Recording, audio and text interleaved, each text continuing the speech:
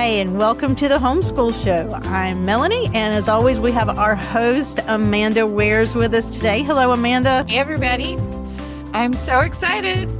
It's the first real episode of season 6. It is exciting. We left off the end of last season talking about hormones and homeschooling. Okay. So we ended last season talking about homeschooling and hormones, and that's exactly where we're going to pick up this time. And so for the next couple of episodes, we're going to talk about homeschooling and hormones because they are everywhere. Teenage hormones, every month hormones, menopausal hormones, they're everywhere. And so when we were at the Thrive conference this year, Amanda, you sat down and talked with Dana McDill about her experience homeschooling with her 9 children. I had to be a lot of hormones there. And so we're going to watch that. But before that, we're going to talk about Homeschool Happenings and what is happening across the state for your homeschoolers right now. So the first thing, we have our very first field trip of the year. And Evelyn has something wonderful planned for us at the Charlotte Museum of History. In conjunction with America's 250th birthday, they have the American Revolution Augmented Experience Exhibition. That is a mouthful. And they're going to give, everybody gets a little tablet and it's interactive. I think it takes 2 to 3 hours to do the entire thing. And it is for all ages, but they say that it is especially beneficial for those around 3rd grade. So you want to keep that in mind, but it is available for everybody. You can take a picnic lunch, and you can go online and look at the registration form because there's just the experience, but you can also add on a couple of crafts if you want to, and for like $2 or something. I can't remember what it is. And, so that is going to be the very first field trip of the year.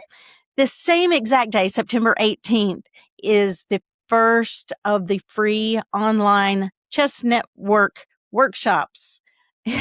That's another mouthful. Is it for both of these events, you can go to NCHE.com under the activities tab and field trips, or at the very bottom is your chess network tab. All right. And to you, Amanda. Yes. So a lot of you out there shop at Harris Teeter. And as you know, Harris Teeter has an opportunity to link your VIC card. Very important customer. Right. I think that stands for to link your card. And every time you shop there, a portion of your order goes to the nonprofit or organization that you have designated. So it's an easy way to help us out. You want to link your card to number 2534, and that will link your Harris Teeter account, your card, to NCHE. And every time you shop, we'll get a little portion. It's kind of painless, easy way. And just every little bit helps, So we'd love it if you'd help us out that way. So let's get started with this first episode and watch this interview that you had with Dana McDill. Yeah, it was a really good conversation. Those of you that have been around NCHE for a long time, you probably know and love Dana as much as we do. She has so much wisdom and knowledge and experience. So I hope that this interview really just blesses and encourages you. Clearly, the reason why we are picking back up with hormones and homeschooling is because at the end of last season, it really seemed to strike a chord with a lot of you out there. All of us are dealing with hormones in one way or another, whether it's, we talked about our kids going through puberty or older teenagers or perimenopause, menopause, whatever. We're all dealing with hormones. So this is a great conversation, and I hope you are just as encouraged by it as I was.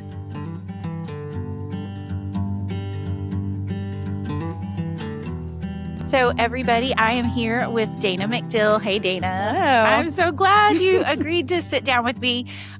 So, would you just first introduce yourself and tell everybody, who you are, your role here with NCHE and your kids, all that? Okay, sure. I am Dana McDill, and my husband is Matthew McDill, the executive director of NCHE. We have 9 kiddos, 4 still at home, but one of those is about to graduate tonight. So, Wow, such a season. Oh, that's so cool. And so, okay, so you have been homeschooling from the beginning? yes. Awesome. Okay. And I know we did a little discussion on the Homeschool Show a while ago about hormones and homeschooling.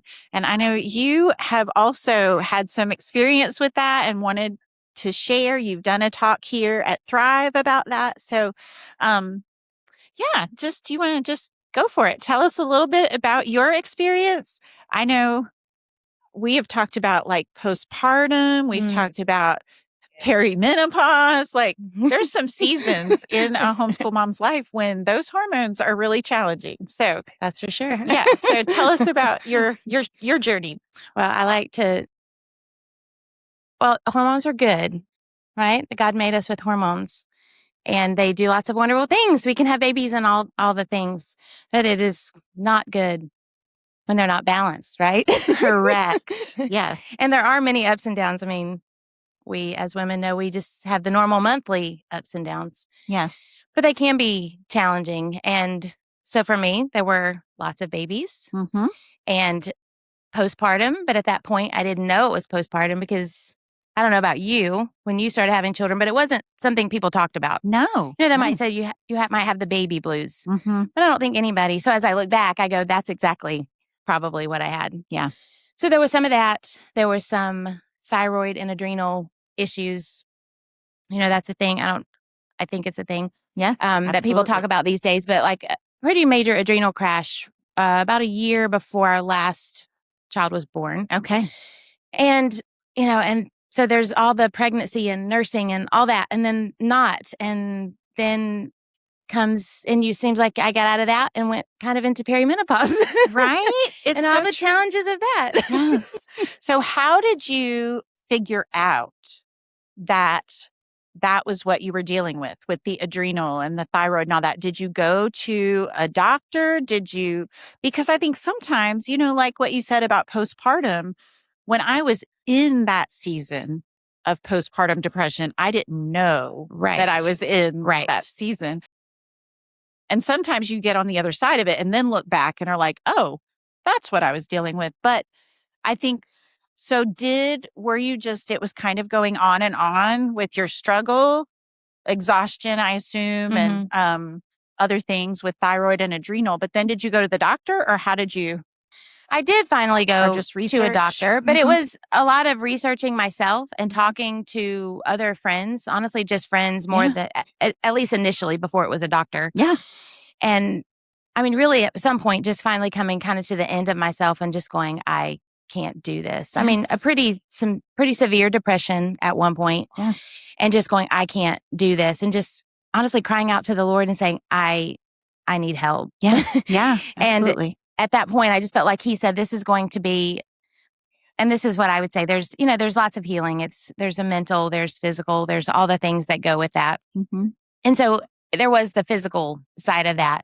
As I just prayed, Lord, help me know what to do, where to go. Yeah. And there were people that he directed me to. I did find a doctor that would help me because that can be very difficult. Yes. To find doctors that listen to us as women. Very true. Very true. And not just write us off. And so finding a doctor, even books that I came across, just lots of resources that I felt like the Lord just kind of pointed me to help me understand what was going on. So I did a lot of it kind of myself. Yes. Yes. And I think that's the situation so many moms are in, where we're like trying to figure out what is going on with me, what is happening. Right.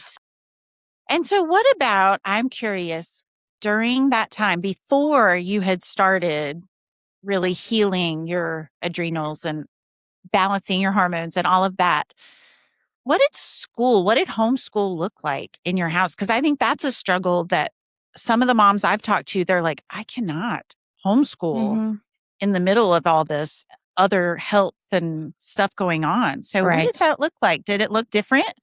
Oh, very different. Yeah. Yeah. What did that look like for you? I think it would encourage a lot of moms out there to hear, how did you make it work? How did you make it through? Very different. Yeah. Because, and I think for a long time, I didn't give myself the freedom I needed to keep pushing, and we needed to keep doing all the things and checking off all the boxes. And so I didn't give myself the freedom to not do that. And so, but once I finally got to the point where I really kind of got to the point I can't do this. Yes. Like I'm done. I can't do this. There was a lot of surviving in the midst of that. My older children, of course, stepped up in some of those seasons as they got older to help. But we really just kind of pulled back. Yes. And that's part of why we homeschool, because we know life comes in seasons. Exactly. And so we need to pull back. And the lessons that your children learn, even in those seasons, because they have to step up and they have to help mom. Maybe they have to do more chores, or now they need to learn to fix breakfast, or so they can get the kids going, the other kids, because mom didn't sleep last night or whatever. You know, just the things they learn in that is still, I guess that's part of life schooling. Yeah. And so I just had to, and this is what I would encourage people, is there are seasons. Yes. And give yourself grace. You're not going to be there forever, but it's just very important, I think, to be able to know you can step back. Exactly. And do, so we had our main things. Okay, we're going to at least do these things. And we just tried to keep up with those. Yes. And maybe there's days you can't even do that, right? Right. Exactly. Exactly. I mean, there's great documentaries out there, and sometimes it needs to be a YouTube documentary day, or mom needs to be in a recliner or on the couch and we can read or whatever. But that is the best encouragement. I think that it is okay to do that. It's okay to pull back, and you're not ruining your kids by doing that. You're not ruining your homeschool. It's going to be okay. Yeah, I think that's get it. Exactly. They and do. they're getting things, like I said, even in the midst of that, of taking care of younger kids or and just going outside and playing, honestly. It's like, just go outside. And they learn so much just by being alive and being around. You know, we have said so many times on the show, homeschooling is life. Life is homeschooling. Homeschooling is parenting. All of that, you know. It is not just sitting down, checking the boxes off. And if you're in a season like I have been, you know, like you have been, and you have to simplify, that's okay. It's okay to do that. I love that. And so, and I can attest to say that Dana's children are not ruined. They are just fine. They are functional, healthy people, and they are great. They are so smart and wonderful. Yeah, it all worked out. It all worked out. So what about, all right, do you want to talk about any specific things to help? Any ways, some suggestions? Sure. I would say, of course, here's my biggest, I think one of my biggest takeaways is the enemy is an opportunist. And so what you're going through may not have been caused by spiritual issues, right? Correct. But the enemy sees, and he's like, oh, they're down, so let me just give a few little kicks and whatever. So honestly, one of the biggest takeaways is learning during those times to be very aware and kind of separate out the things that were going through my mind, because our minds are kind of crazy. Correct. As women, they can be kind of all the time. All the things we think. But the enemy tells us lots of lies as homeschoolers. I mean, I'm sure just as women, but especially as homeschool moms. You're a failure. You're failing your kids. You can't do this. They would be better off going to school, and all the things that he tells us to try to discourage us. And I think it's so much harder when we're in these seasons that is of so hormonal true. things. So I just had to learn to separate that out and go, what is true? Philippians 4:8, think on what is true. Yeah. What is true and right, and take learn to take my thoughts captive and replace them with truth. So I think that would be my biggest thing. No matter what season, be aware of the battle in your mind. And even when you're tired and whatever, try to sort those things out. Yeah. And of course, then there's the find a doctor, find somebody that will listen to you. I think that's very important. And it's very hard to do sometimes. But to find somebody that will listen to you and hear you out and will run the tests that need to be run and see what's off. And there's, diet and exercise and supplements and all the things. And of course, I think sometimes we say we don't have time to do these things.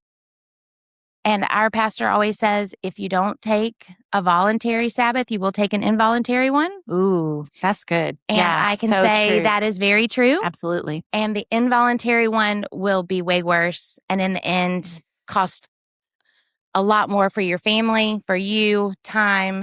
And so just go take a walk. Yes, exactly. Sometimes we just I just need some quiet. Yes. Send yourself to timeout. Yes. Go take a walk. Totally done that. 100% sent myself to timeout. Went in my room, closed the door, told the kids, I just need a minute. Right. But we feel guilty, don't we? Yes. To do any of that. I did.